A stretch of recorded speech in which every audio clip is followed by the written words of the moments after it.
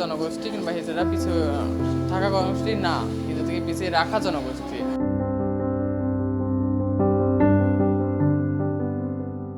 আমি ত্রিকোণভাবে dominated, remote সমাজে minority হিসেবে, তারপরে একজন নারী হিসেবে, তারপর নিজ কমিউনিটি যদি বলি তাহলে মেয়ে হিসেবে।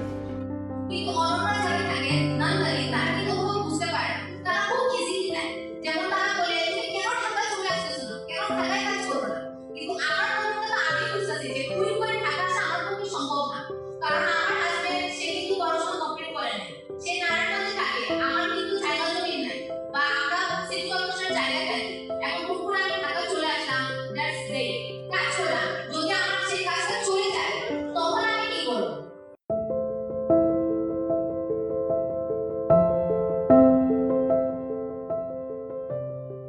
সরকার যদি সুযোগ সুবিধা দেয় তারও ভালো হয়। এবং আপনারা যারা প্রতিষ্ঠান, বিভিন্ন এনজিও যারা এই ধরনের বিষয়গুলো নিয়ে কাজ করছেন, আপনাদের কাজ এবং সরকারের কাজ দুটো মিলিয়ে যদি এক জায়গায় আমরা পৌঁছতে পারি, তাহলে আমার মনে হয় আমাদের কাজগুলো অনেক সহজ হবে।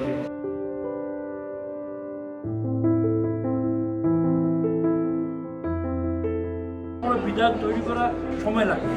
ইমিডিয়েটলি যেটা আমরা করতে পারি নানা ধরনের কাজের মধ্যে উপজেলা পর্যায়ে ডিসি এবং ইউনো এই দুই জায়গায় যদি আমরা বিভিন্ন কর্মসূচিতে কাজে এদেরকে প্রবেশ করিয়ে দিই তাহলে তো একটা ফায়দা হবে।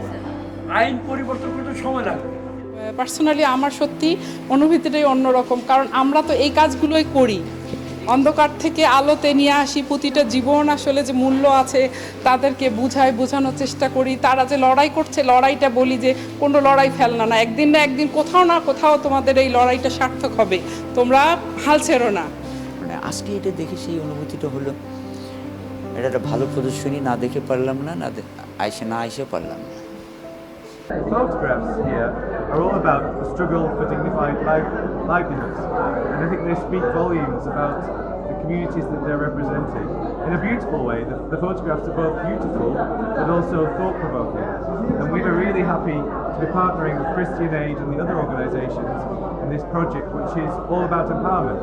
And I think this event has been truly empowering for everybody. I think it was great that the Minister was here, that we had representatives of Parliament, but also of civil society, and bringing all these constituencies together, I think really makes for a good conversation, and I hope that this will lead to progress, and I hope that we can continue to make progress through this project, Christian Aid, and through our other initiatives.